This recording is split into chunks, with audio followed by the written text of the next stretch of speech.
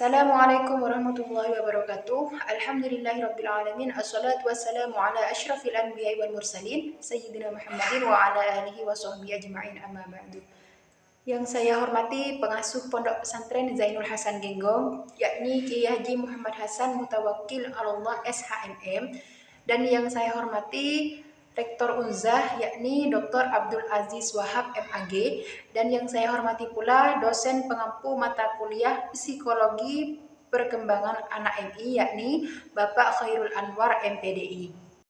Dan tak lupa pula teman-teman senasib dan seperjuangan. Saya Rosidah sebagai moderator dan pemateri pertama, dan Qoyimah Agustin sebagai pemateri kedua, dan Syahrulkan Surhan Aziz sebagai pemateri ketiga. Mari kita simak pembahasan sebagai berikut. Jadi, pembahasan pertama di sini mengenai definisi evaluasi. Nah, di sini evaluasi itu dikatakan bahwa evaluasi sendiri itu adalah suatu tindakan atau suatu proses untuk menentukan nilai daripada sesuatu.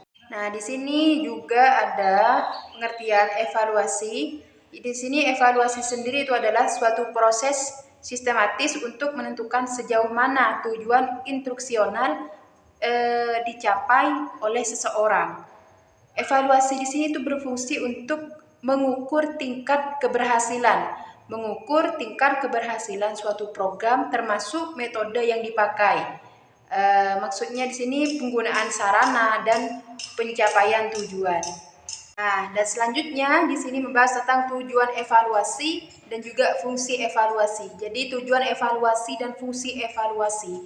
Evaluasi itu adalah suatu proses identifikasi untuk mengukur atau menilai apakah suatu kegiatan atau program yang dilaksanakan sesuai dengan perencanaan atau tujuan yang ingin dicapai.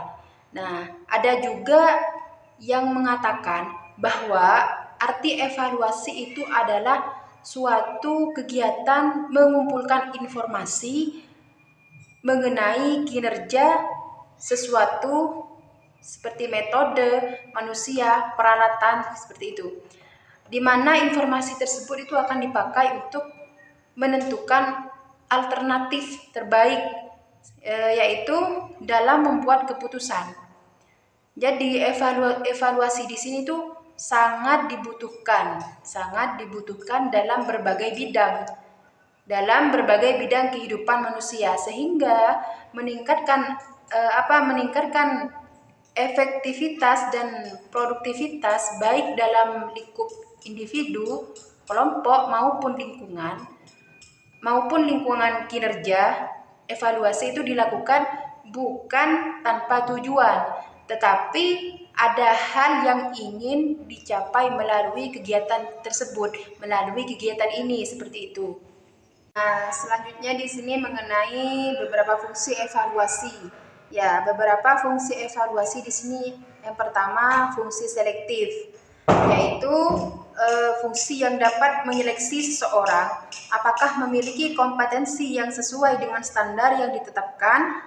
Misalnya, menentukan seseorang diterima kerja atau tidak, seperti itu. Menentukan seseorang naik jabatan atau tidak. Nah, itu namanya fungsi selektif. Dan yang kedua, fungsi diagnosa, yaitu fungsi diagnosa di sini itu bertujuan untuk mengetahui kelebihan dan kekurangan seseorang dalam bidang kompetensi tertentu. Misalnya, untuk mengetahui kelebihan dan kekurangan seorang siswa dalam bidang studi yang didapatkannya di sekolah. Itu namanya fungsi diagnosa. Yang ketiga, fungsi penempatan, yaitu fungsi penempatan itu bertujuan untuk mengetahui di mana posisi terbaik seseorang dalam suatu bidang tertentu. Misalnya, untuk mengetahui posisi terbaik seseorang karyawan sesuai dengan bidangnya di dalam suatu perusahaan. Dan yang terakhir yaitu fungsi pengukuran.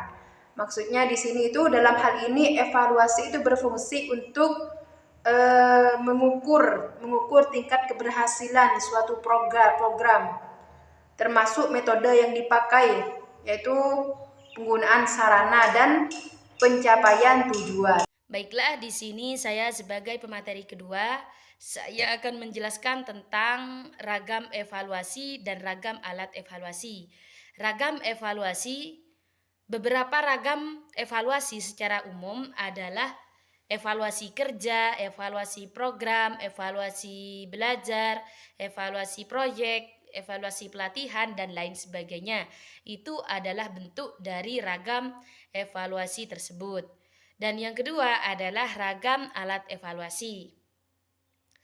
Ragam alat evaluasi pendidikan itu dibagi menjadi dua bagian, diantaranya dalam bentuk objektif dan yang kedua adalah dalam bentuk subjektif. Dalam bentuk objektif, yang pertama adalah dalam bentuk objektif, yaitu meliputi evaluasi hasil atau berfokus pada hasil belajar siswa. Seperti halnya tes, penilaian portofolio, kuis, seperti itu. Atau tes melengkapi, pilihan ganda, tes isian, dan menjodohkan. Itu adalah alat evaluasi yang berbentuk objektif. Sedangkan yang berbentuk subjektif yaitu meliputi evaluasi yang berfokus pada proses belajar siswa. Di antaranya yaitu melakukan observasi. Observasi di sini yaitu mengamati dan menilai perilaku, sikap, dan lain sebagainya daripada siswa tersebut. Melakukan wawancara, penilaian berbasis proyek. Penilaian berbasis proyek di sini yaitu suatu kegiatan penilaian yang dilakukan terhadap proyek tugas yang harus dilakukan dalam periode tertentu atau yang ditentukan oleh gurunya.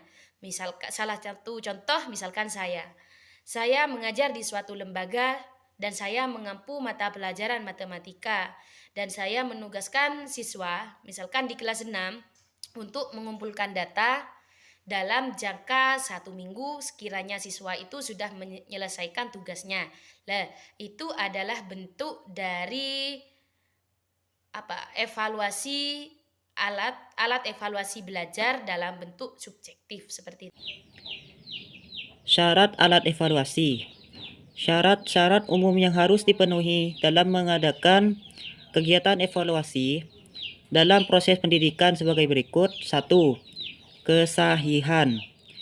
Kesahihan mengartikan kata validitas yang dapat diartikan sebagai ketepatan evaluasi mengevaluasi apa yang seharusnya dievaluasi.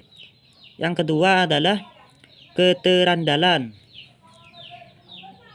Keterampilan evaluasi berhubungan dengan masalah kepercayaan, yakni tingkat kepercayaan bahwa suatu instrumen evaluasi mampu memberikan hasil tepat. Keterandalan menunjukkan kepada konsistensi atau keajengan pengukuran, yakni bagaimanakah keajengan hasil evaluasi lain yang berasal dari pengukuran yang satu ke yang lain. Yang ketiga adalah kepraktisan. Kepraktisan evaluasi dapat diberikan sebagai kemudahan yang ada pada instrumen evaluasi, baik dalam mempersiapkan, menggunakan, memperoleh hasil maupun kemudahan dalam menyimpannya. Berikutnya evaluasi berbagai ranah psikologis, yaitu 1. Evaluasi ranah kognitif, mengukur keberhasilan siswa yang berdimensi kognitif dapat dilakukan dengan berbagai cara, baik dengan tes tertulis maupun tes lisan. Yang kedua adalah evaluasi ranah afektif, adalah dalam merencanakan penyusunan instrumen tes siswa yang termasuk dalam ranah efektif. Yang ketiga adalah evaluasi ranah psikomotor. Cara yang dipandang tepat untuk mengevaluasi keberhasilan belajar yang berdimensi ranah psikomotor adalah melalui observasi. Observasi dalam hal ini dapat artikan sebagai tes yang menjelaskan peristiwa, tingkah laku, atau fenomena lain dengan pengamatan langsung. Baik, mungkin hanya ini saja yang dapat kami jelaskan atau yang dapat kami sampaikan. Kurang lebihnya mohon maaf. Akhirul kalam. Wassalamualaikum warahmatullahi wabarakatuh.